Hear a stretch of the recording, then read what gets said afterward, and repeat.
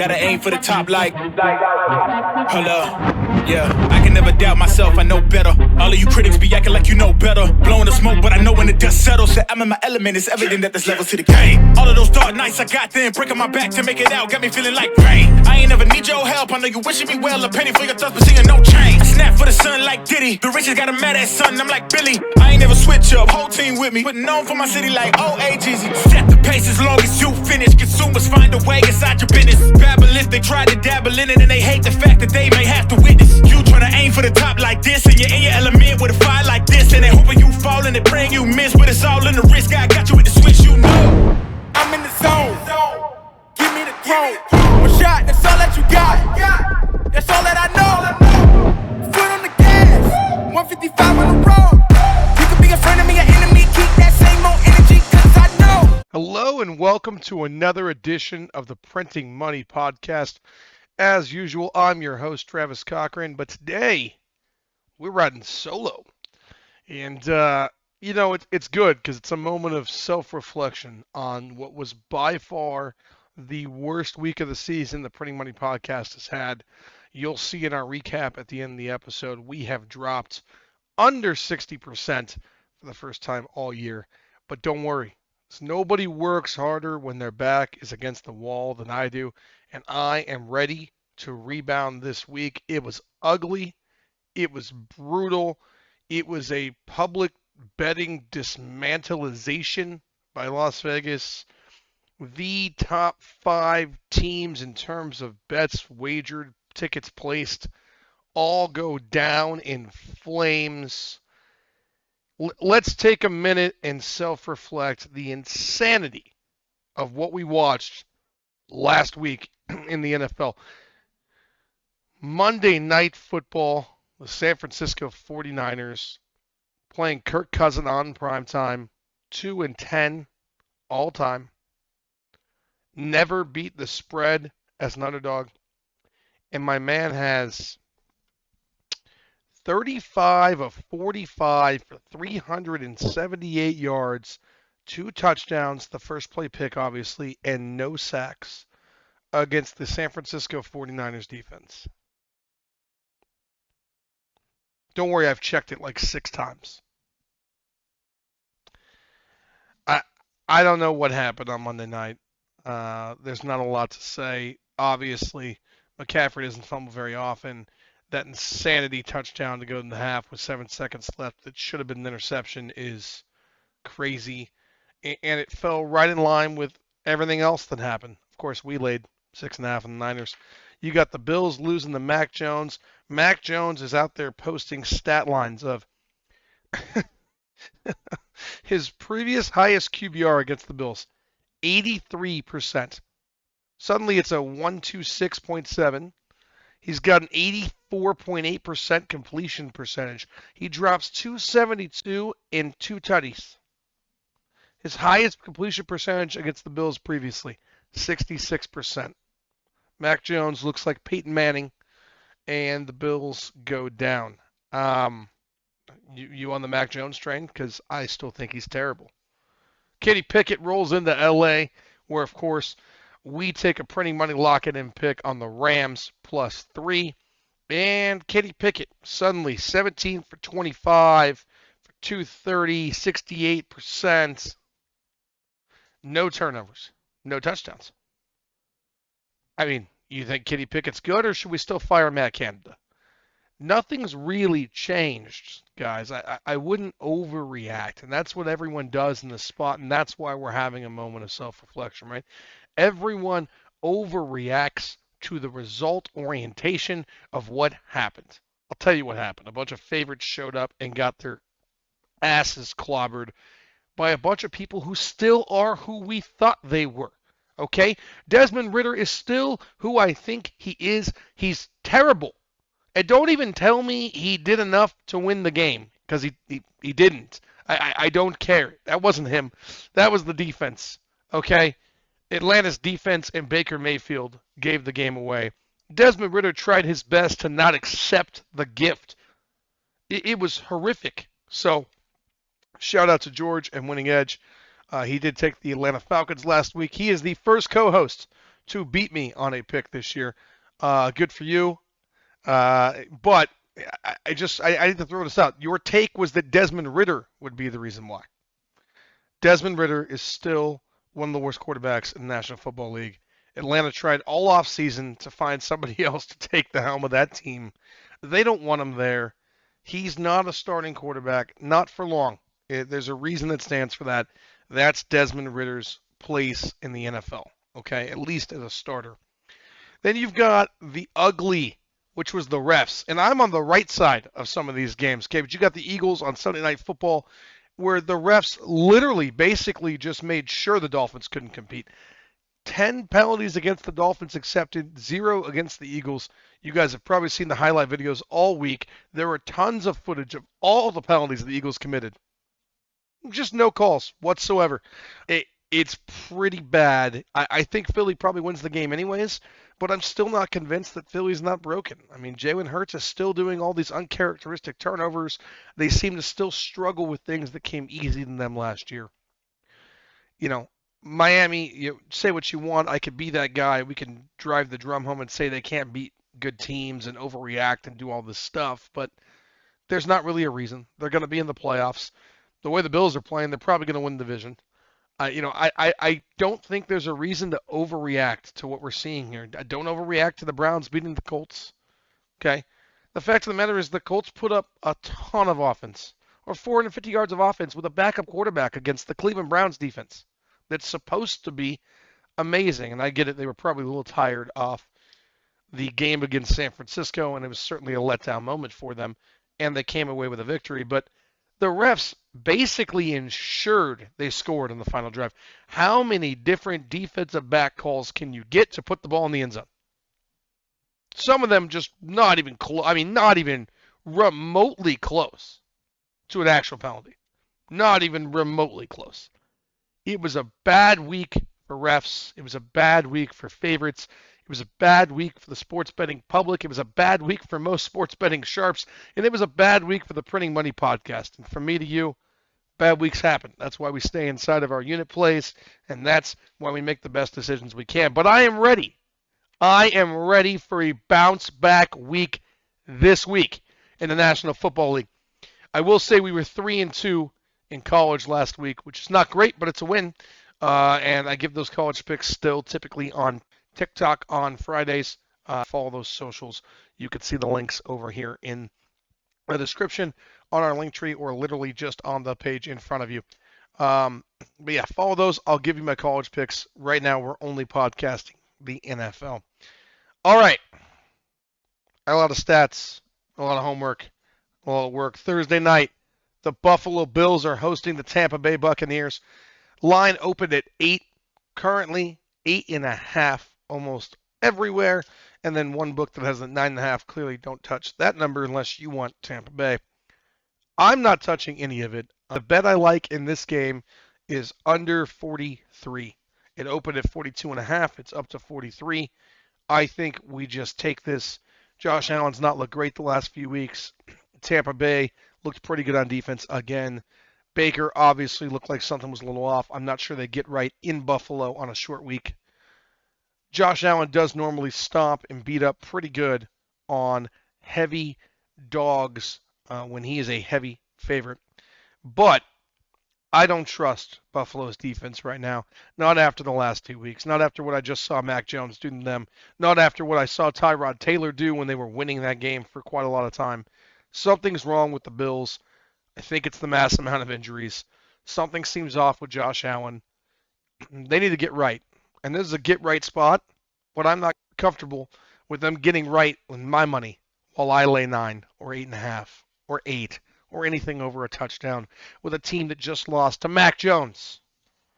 I'm not.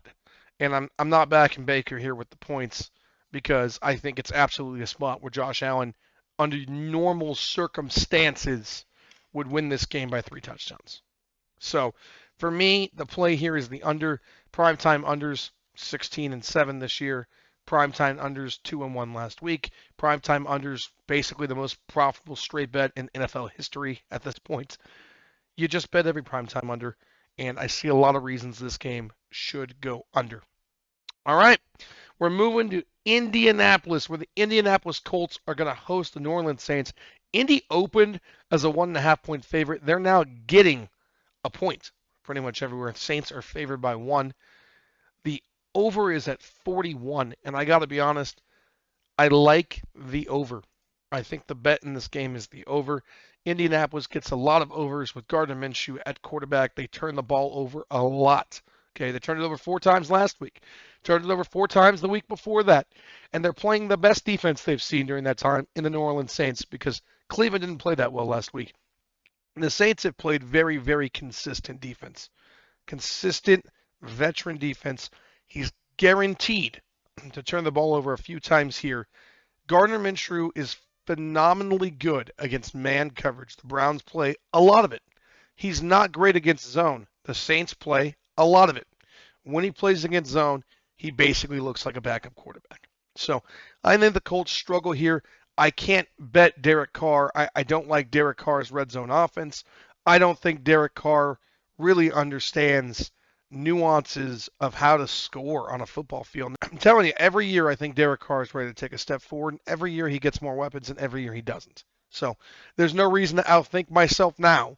I'm not going to back the Saints. I'm not going to back the Colts, but I am going to bet the over here.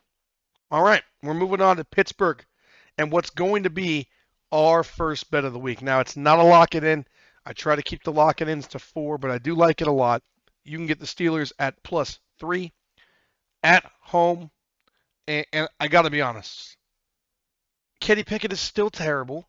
His highest QBR the entire year is still 78.5.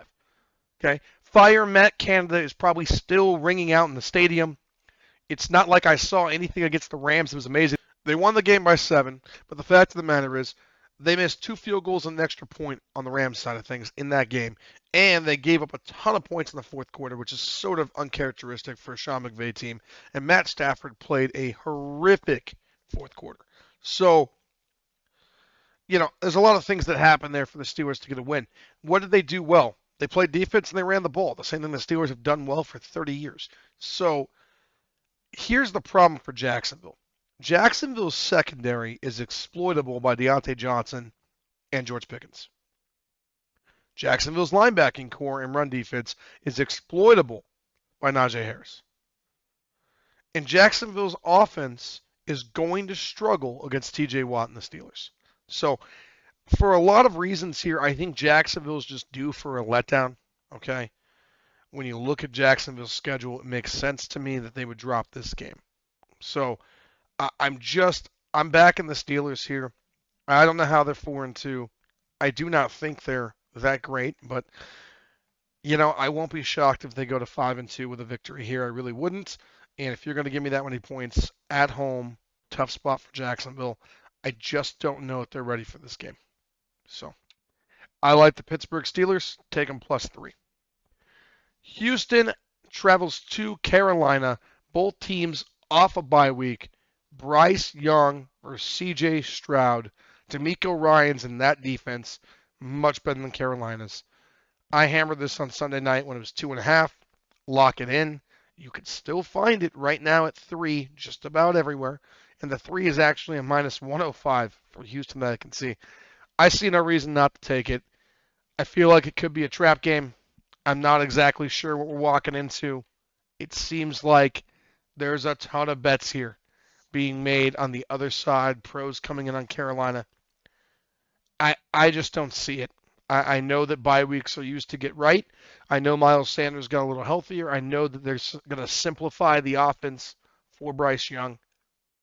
They're just outmatched here in every way, shape, or form. DeMeco Ryans the better coach. Houston has the better defense. C.J. Stroud's the better quarterback.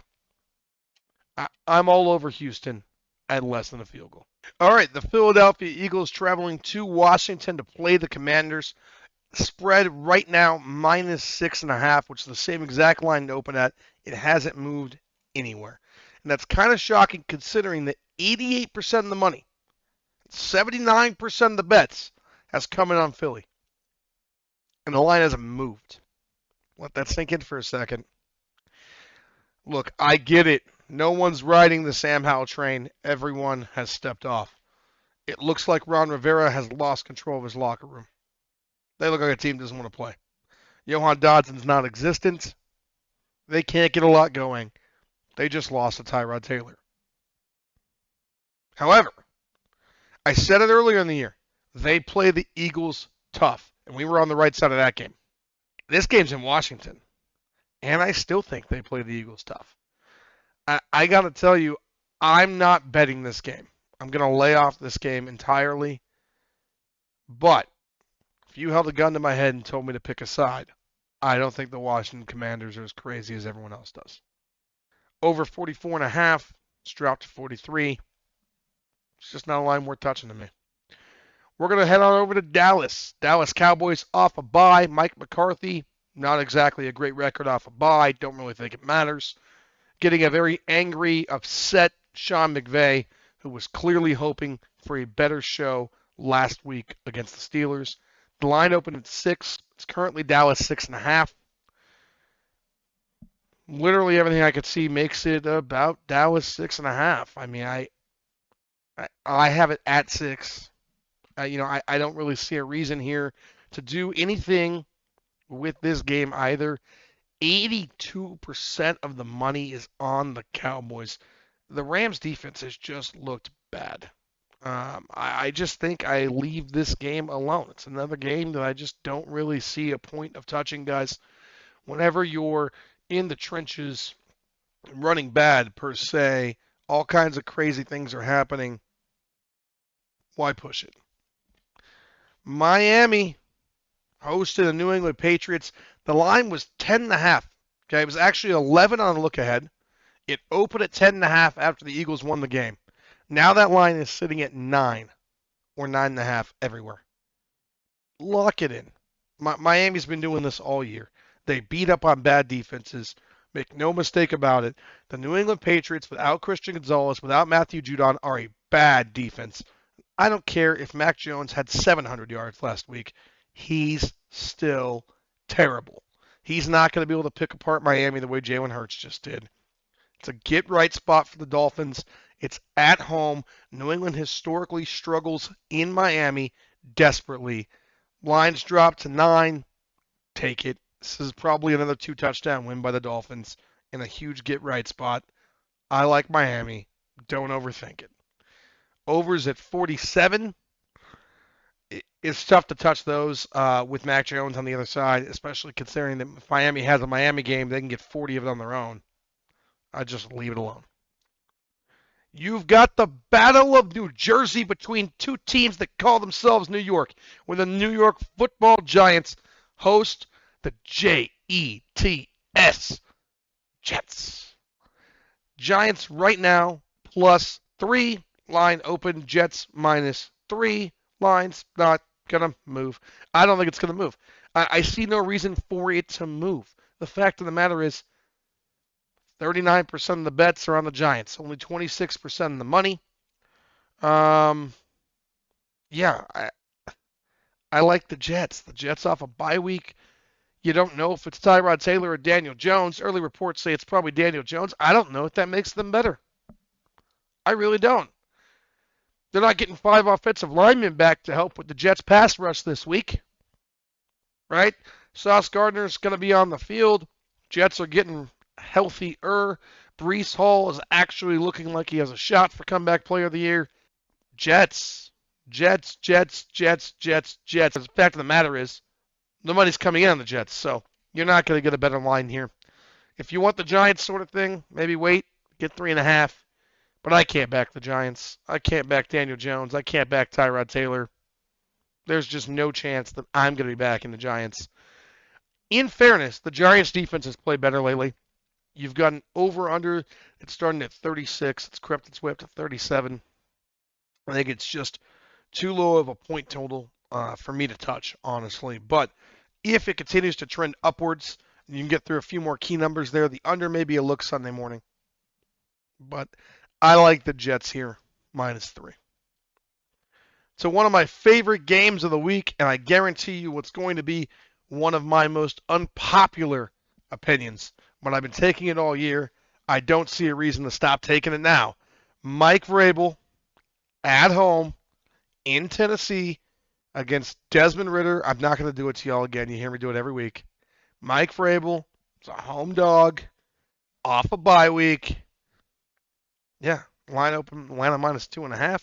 You can get Tennessee +3 right now. Go get Tennessee +3. It's the most profitable coach in 20 years. They'll probably win the game outright. And I get it. You're all sitting there like, but there's no Ryan Tannehill. I thought you said you did your homework. They're going to play Will Levis. They're going to alternate him snap by snap with Malik Willis. How can I bet that team? Okay, honestly. Desmond Ridder, Ryan Tannehill, Malik Willis, Will Levis. One of those guys significantly better than the other to you? Ryan Tannehill, I literally got a DM last week that said, every time you talk about the worst quarterbacks in the NFL, you never mention Ryan Tannehill. Why is that? And the answer is probably because Mike Vrabel and Derrick Henry put Tannehill in better positions to where he doesn't look as bad as some of these other guys. And he's a veteran guy, and he's been doing it a long time, and I have a little more faith in him not to just punt the game away with the game on the line. But overall, he's absolutely in the same category as those guys. Ryan Tannehill's a bad quarterback. He's a bad quarterback. So it doesn't really matter to me. You're never betting the Tennessee Titans because of Ryan Tannehill. You're betting the Tennessee Titans because of Mike Vrabel, Derrick Henry, and the Titans defense, which, by the way, specializes in the run, which is what Atlanta wants to do. So I trust Mike Vrabel's defense at home off a bye week to be more than ready for Desmond Ridder. Take the gift of a full 3 points. Lock it in on the Tennessee Titans. Jordan Love and the Green Bay Packers are going to host primetime Kirk Cousins' brand new self-esteem and his amazing confidence when the Vikings roll into Green Bay. Yeah. Jordan Love, -1 is what this opened at. Now, Jordan Love getting 1. This line's been all over the place. One book, it's Pick'em. Another book, it's Vikings -1. Another book, it's Vikings -2. It's all over the place. It changes by the minute. I can tell you, to me, it doesn't matter. The Minnesota Vikings figured something out last week against the Niners on Monday Night Football. Kirk figured something out, and Jordan Addison played the game of his life, and good for that young man. Jordan Love hasn't figured anything out. And the Vikings like to blitz and bring a lot of pressure and leave people open against their vulnerable secondary. However, I don't think Jordan Love can take advantage of that because Matt LaFleur has been scheming people open every single week if you watch Packers games, and Love can't find any of them. So, I like the Vikings here. I don't think this is a letdown spot. I know it's in Green Bay. I know historically they lose a lot. But unless Jordan Love can do something that shows me he's ready to quarterback in this league, my money's always on the other team. It was on Denver last week, and if I'm going to back Denver, then I'm going to back Minnesota. Moving northwest to the Seattle Seahawks and their 12th man as they try to take out Cleveland, and I don't know, is it P.J. Walker, Deshaun Watson? You're not really hearing anything. Let me tell you the same thing I told you about Tennessee. Does it matter? Has Deshaun Watson looked like Deshaun Watson? Does Deshaun Watson to you look like the guy from Houston? Did he play great before getting hurt this year? When they look like the same exact team with P.J. Walker, and they just run the football and play defense, or kind of play defense last week, right? I think the Seattle Seahawks have a lot of problems here in terms of their offensive line, and I think Myles Garrett has a field day, and Geno Smith does a lot more of that soundbite you all remember from Aaron Donald at the beginning of the season where he runs for his life. I think that it doesn't matter who plays quarterback. The bigger injury for them is that Ford's not going to be on the field. He's doubtful. I don't know if Kareem Hunt has the wheels to run all game. And I get it. No one's ruled Ford out. But they added 2 running backs this week. That tells me they know he's not going to play. So Kareem Hunt's going to have the reins here. This line is moving in Seattle's direction. It opened at 3. It's at 3.5. I just avoid this game. I don't trust the Seahawks enough here, and I certainly don't trust P.J. Walker and the Browns. Just look away. Move on. There's better spots. Speaking of better spots, the Kansas City Chiefs travel to Denver to take on the Broncos, where Sean Payton apparently drives around a parking lot even after victories because he's unhappy with his team's play. I still don't think Russell Wilson is cooking. I know they haven't figured out a defense. Yeah, I get it. They held the Packers to a low-scoring game. Jordan Love does a good job of that by himself almost every week. So that doesn't tell me their defense really got right. We'll find out if they can hold Patrick Mahomes down again, because something tells me Andy Reid's looked at the film from the first game where the Chiefs actually mightily struggled at home, despite covering. And the Chiefs are just going to play better here. I actually think they cover this 7 quite easily. I have no problem laying it with the Chiefs. Also, obviously, a teaser leg to 1. Although there's been a lot of upsets lately in the NFL and NFL favorites going down, I don't think the Chiefs go down to the Denver Broncos. They're kind of the NFL's golden boy. They get a lot of calls. They have Patrick Mahomes. They're going to roll here.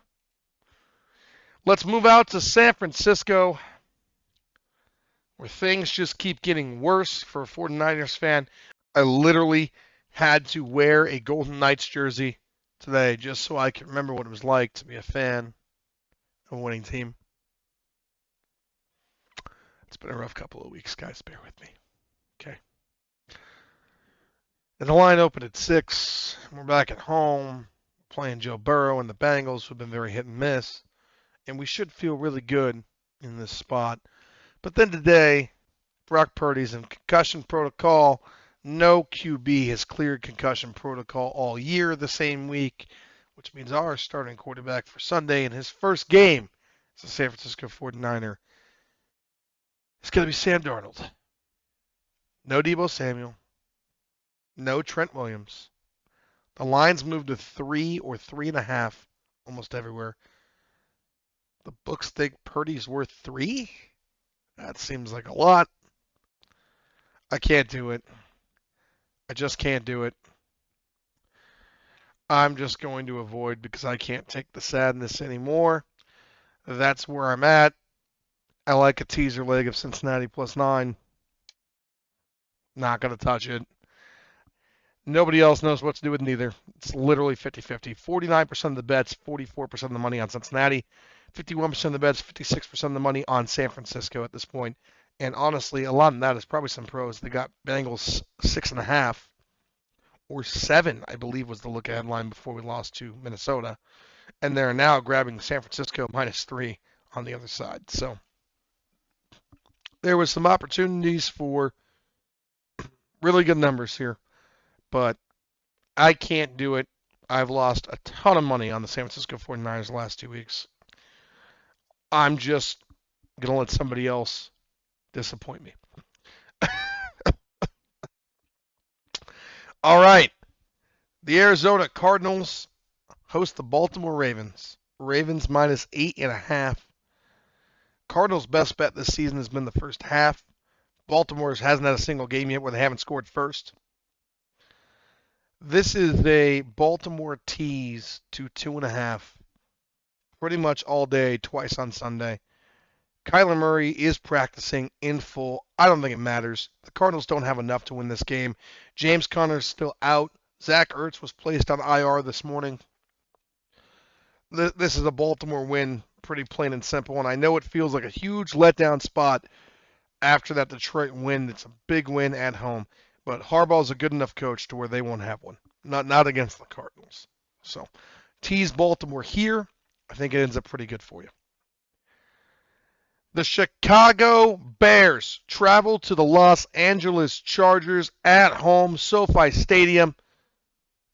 Chargers -8? Yeah. Nope. You already know what I'm going to say. I don't lay over a touchdown with Brandon Staley. That's crazy. That's crazy. Don't do that. Now, they are still going to be starting a quarterback who literally had never started a game before and then lit up the Raiders with Brian Hoyer. So, and the way they lit him up was running the ball all over them. They ran the ball all over them in that football game. And I don't think the Bears can go on the road in LA and do that again. But I'm not laying over a touchdown. Not with the Los Angeles Chargers. Not with Brandon Staley. Not with the most underperforming group of talent I've ever seen in professional sports year in and year out. Fire Brandon Staley, hire a real coach. I'll back the Chargers a lot. It's not happening here. You can tease the Chargers down to 2.5. I don't think that's terrible. Other than that, walk away. Walk away. And we've got public bets here. 69% of the bets on the Bears. 53% of the money. Yeah, I can't do it. Not with my hard-earned cash. Let me tell you what I can do, though. About the under. Because the under right now in that game has moved up from 44 to 46.5. And it's Sunday Night Football. And I bet every under in primetime games. Because that's what you do. But it's scary. It's been under when the Chargers are playing defense. It's scary. Do it anyways. I don't think this kid is necessarily the real deal in Chicago. I know they figured some things out against the Raiders. The Raiders are a perfect team to get right against. They were at home. I like the Chargers here this week, guys. I'm just not going to lay it. Moving to Detroit, Monday Night Football, and the Las Vegas Raiders. And I just told you it's a perfect spot for teams to get right. Jared Goff's back in that dome he likes so much. They're at home. Quite frankly, I'm not convinced they even left Detroit last week to go to Baltimore. I didn't see any Detroit Lions on the field. If you saw a Detroit Lion play football last week, let me know. I watched the whole game, saw a whole lot of Lamar and Mark Andrews. I don't remember seeing Detroit Lions players. So, they're at home in a perfect get-right spot against maybe the Jimmy Garoppolo-led Raiders. We're not sure yet if Jimmy's going to be back. If he's going to be back, it's not going to be 100%. The Raiders line is terrible. Aiden Hutchinson is really good. I think Detroit makes a statement here. They are pissed off and ready to play football. The line is just not enough. It opened at 7.5. It's up to 8. I don't care. I like the Lions by at least 2 touchdowns in this football game. And everyone else does too, because 65% of the bets are on the Lions and 85% of the money, which means even the pros said, we don't care. We're laying 8. We're ready to go. This Raiders team is a bad football team. And I agree. So let's give you guys a quick recap, and then we're going to go to teaser land for a little bit and talk about it. We've got the under in Buffalo and Tampa on Thursday night. We are going to walk away from the Eagles and the Washington Commanders, but I kind of like the Commanders here if a gun was held to my head. I'm going to take the over in Indianapolis and New Orleans because Indy is an over team with Gardner Minshew at quarterback. I like the Pittsburgh Steelers +3 when they are at home against a letdown spot for the Jacksonville Jaguars. I like the Jets -3 in the Battle of New York. I'm a huge fan of Houston at 2.5 if you can get it. However, I don't think it's going back down there, so get 3 if you need to. Either way, I think you're fine. Lay the 9.5 with the Miami Dolphins against the Patriots. There's no way Mac Jones is beating the Bills and the Dolphins on back-to-back weeks, and the Dolphins love to blow out bad football teams. Tennessee +3, Mike Vrabel, the most profitable coach as a home dog in NFL history, and it continues. Whether it's Will Levis, Malik Willis, or the fan from the 6th row, they're going to be just fine this weekend against Atlanta. Lock it in. Minnesota going to Green Bay, and I still have no love for Jordan Love. I like Minnesota here, guys. I think they're going to be okay. It's not going to be that big of a letdown spot for them. It wasn't even that competitive of a game. I think they're going to be just fine. They're going to get this done. The Rams and Dallas walk away. Cleveland and Seattle walk away.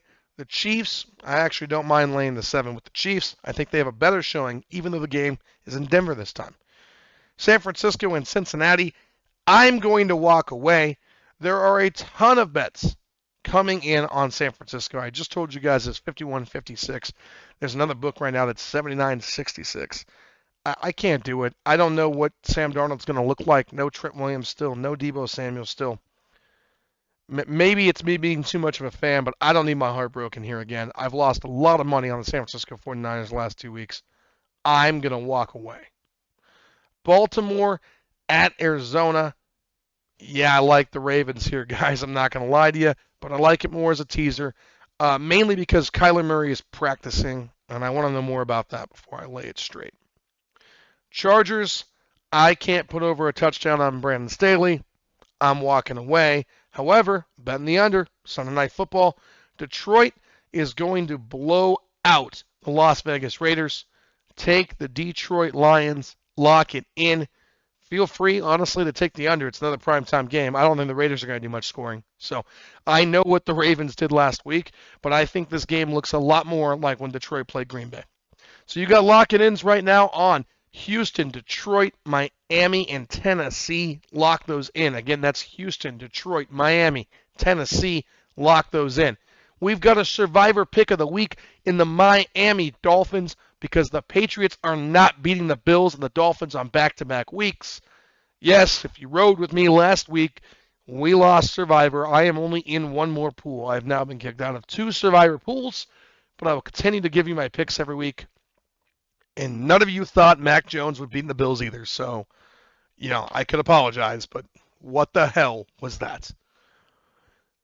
Let's take a trip to Teaserland, where the Printing Money Podcast always has an admission ticket, and we're ready to ride. There are some teasers I like this week. If you want to tease the Buffalo Bills down to 2.5, they should get right at home against Tampa Bay. I see no problems with it. If you would like to tease Pittsburgh against Jacksonville, that defense should absolutely keep that game close enough.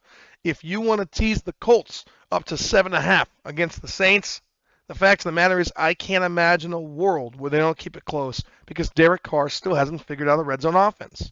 If you want to tease the Colts over here, you can go take it down to 37.5. You let it get any higher, it's already over key numbers, guys. So that might be a thought for you as well. I don't hate a teaser in the Philadelphia game to take the Eagles down to a pick'em. I don't hate it. They should always beat the Commanders. I'm not going to do it, but I don't hate it. Same thing with Dallas against the Rams. I can't imagine they actually lose at home. Seems okay. You can always obviously tease Miami down to a 3-point favorite against New England. That should cover pretty darn easily there. You can take Tennessee up to 9, and why wouldn't you? Atlanta doesn't beat anyone by 9. You could take the Kansas City Chiefs down to 1. Do we really think they're going to lose to the Denver Broncos? I love taking the Ravens down to 2.5. They're not going to be losing to the Cardinals. I'm a huge fan of taking the Chargers down to 2.5 against the Chicago Bears. And obviously a huge fan of taking Detroit down to -2 against the Las Vegas Raiders. Obviously, you can tease the under on every single prime time game. They hit a lot. So those are your teaser options for the week, but I think there's a lot of straight bets that are good. I think there's a lot of games you just avoid entirely. Do me a favor, bet responsible, stay within your units. It's a crazy world right now in the National Football League. Upsets galore everywhere, and I would hate to be the reason that your bankroll falls any further. I do think it's a huge week for us. A big bounce back spot. I think we could certainly make some units here, guys. Get back over that 60% where we've been living all season. I will have my college football picks out for you by Friday. You could find them on TikTok and Instagram. You could find all the information for that on the podcast screen itself or in the link tree or in a lot of places that say Printing Money Podcast, pretty much everywhere. If you have not been to the website yet, printingmoneypodcast.com, and subscribe to the blog. I do put out a blog on the UFC fights, every single fight card the UFC has, and we've been profitable for 5 straight. So you might want to be getting the blog there. All it does is just email you the blog every time I post it. There's no spam mail. There's no nonsense. You're not going to get any offers from me. I'm not asking you to buy merchandise. It literally just sends you an email so that you can get the blog for free so that you know it's out. That's all it does. Other than that, please, if you like the content and you want to support the channel here, hit that like button. Subscribe to the channel so you get all the latest news from us here at Printing Money. Leave a comment so I know what you want to see in my next podcast. If you disagree with one of my takes, think there's a better line, something I missed today, let me know about it, okay? I want to talk to you guys. We are all in this together. My name is Travis Cochran. Thank you for joining us here on the Printing Money Podcast, where sports betting is not just a game. Here at Printing Money, it's an art. Have a great week. I aim for the top like, hold up, yeah, I can never doubt myself, I know better. All of you critics be acting like you know better. Blowing the smoke, but I know when the dust settles that I'm in my element. It's evident that there's levels to the game.